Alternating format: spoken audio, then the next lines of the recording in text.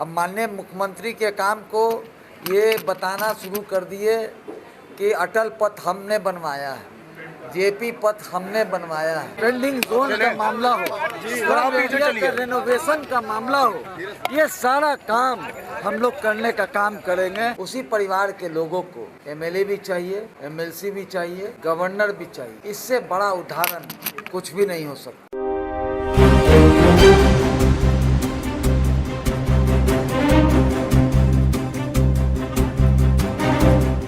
तो आप सब देख सकते हैं कि बिट्टू सिंह अभी अपना नामांकन है तो करा करके वो बाहर आ चुके हैं। एक परिवार का विकास दीघा नहीं चाहती। आपको दीघा की ना जनता जिताई थी, आपको एक परिवार का विकास नहीं चाहती। जय बिहार, जय बिहार, जय बिहार, जय बिहार।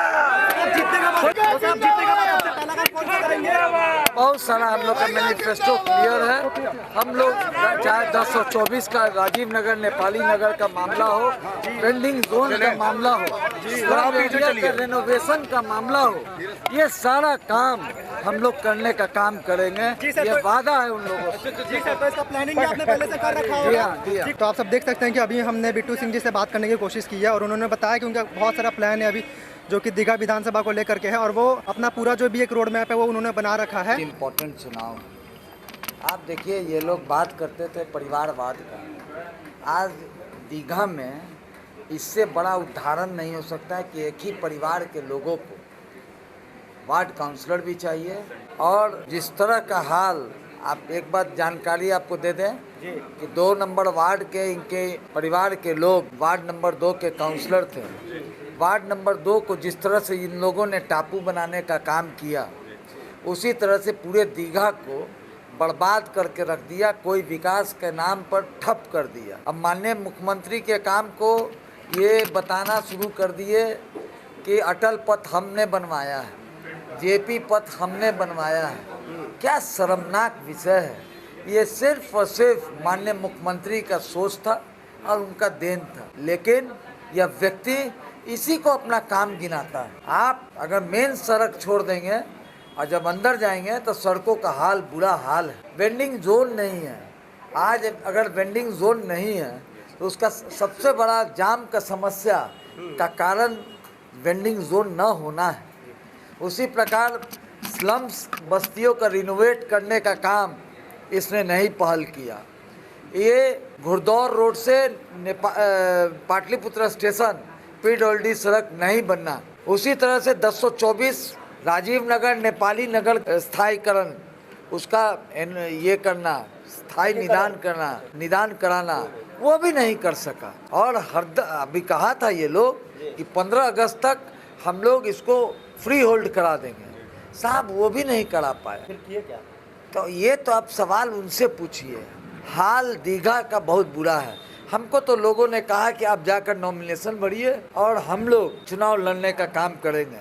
उसी का नतीजा है कि आज देखे होंगे कि नॉमिनेशन में 7-8 हज़ार लोग के आने का मतलब है कि भाई जनता यहाँ की चाहती है कि चुनाव वो खुद लड़े। एक ही परिवार का सेवा हो रहा है दीघा में। दीघा की जनता से वोट लेकर वहाँ पर आप चले जाइए, 4-4 लोग, बिस्कोमान का डायरेक्टर तक बन गया है लोग। अब क्या कहिएगा।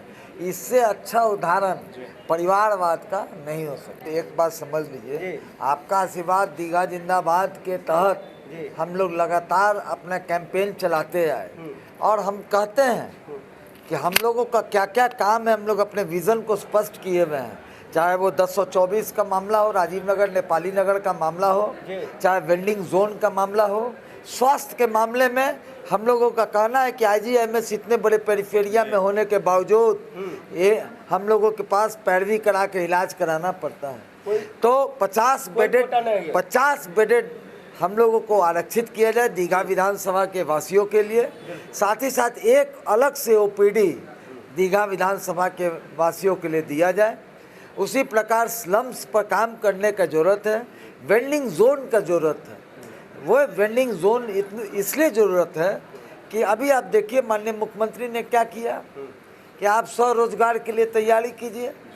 आपके पास इंफ्रास्ट्रक्चर नाम का कोई चीज़ नहीं है, क्योंकि आपके विधायक जो है विज़न लेस आदमी है, कोई विज़न नहीं है।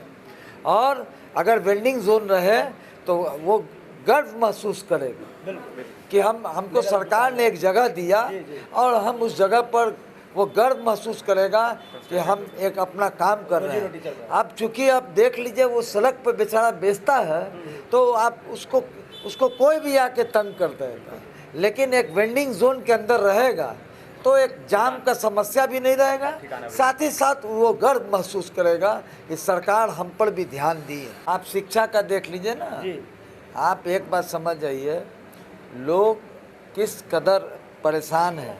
आप देखिए 5,000 रुपया, एक एग्ज़ाम्पल दे रहे हैं, 5,000 रुपया दिया वो बच्चे का एडमिशन टेस्ट देने का।